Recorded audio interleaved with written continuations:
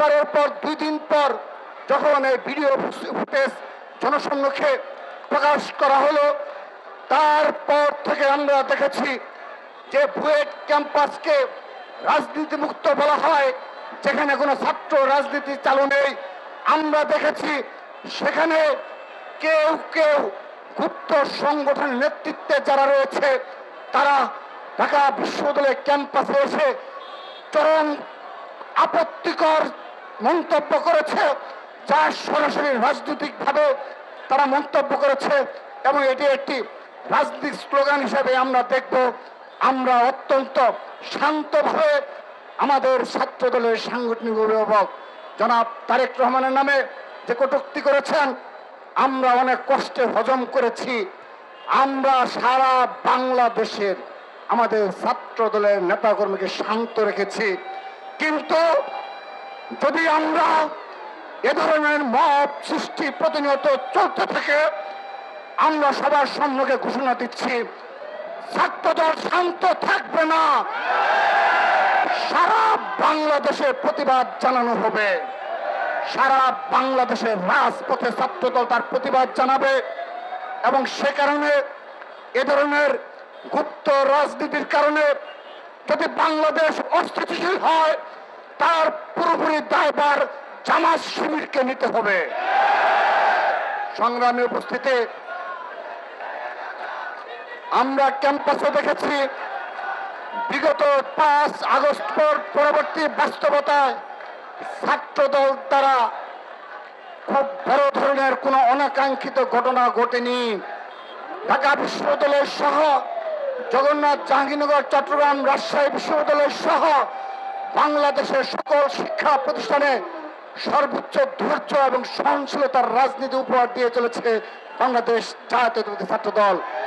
তারা বিগত 1টি বছর কোন ইস্যু না পেয়ে বারবার চেষ্টা করেছে ছোটখাটো কোনো ঘটনাকে কেন্দ্র করে ক্যাম্পাসকে অস্থিতিশীল করার জন্য। আপনারা লক্ষ্য করে দেখবেন এই মিটফুট হাসপাতালে যে অনাকাঙ্ক্ষিত ঘটনা ঘটেছে তার প্রতিবাদে গুপ্ত সংগঠন ইসলামী ছাত্র শিবির ঢাকা বিশ্ববিদ্যালয় সহ কোনো ক্যাম্পাসে তারা মিছিল করেনি। এটা তারা প্রমাণ হয় বিগত সাম্য হত্যার প্রতিবাদেও তারা কোনো ক্যাম্পাসে একটি মিছিল পর্যন্ত করেনি। পারভেজ হত্যার প্রতিবাদেও বাংলাদেশের কোন ক্যাম্পাসে একটি মিছিল পর্যন্ত তারা করেনি।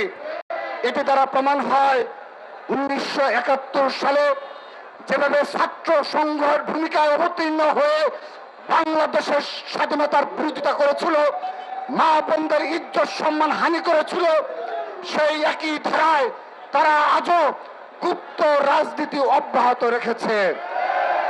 এই গুপ্ত রাজনীতি অব্যাহত দরুন যখন বাংলাদেশ অস্থিতিশীল হবে, যদি তারা সেই বাংলাদেশের সাধারণ তরুণ শিক্ষার্থীদের একটি অংশকে বিভ্রান্ত করতে সক্ষম হয়, বাংলাদেশ অস্থিতিশীল হয়, ইতিহাসে যখন এর বিচার হবে, ইতিহাসে যারা মততন্ত্র কায়েম করেছে তাদের যখন বিচারের দাঁড় করানো হবে, তখন দেখবেন এই ইসলামী ছাত্র শিবির বলবে আমাদের সে জায়গায় কোনো কমিটি ছিল না, এবং সেজন্য তারা গুপ্ত অবস্থায় থেকে সকল অপকর্মের দায় তারা সাধারণ শিক্ষার্থীদের উপর চাপিয়ে দিতে চায়।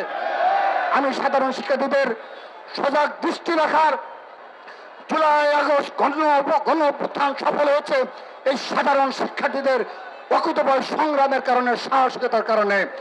সাধারণ শিক্ষার্থীদের অকুতোভয় সাহসিকতায় বাংলাদেশ স্বাধীন হয়েছে, ছাত্র জনতার অকুতোভয় চিত্তে লড়াই সংগ্রামের কারণে জুলাই আগস্টের গণ অভ্যুত্থান সফল হয়েছে।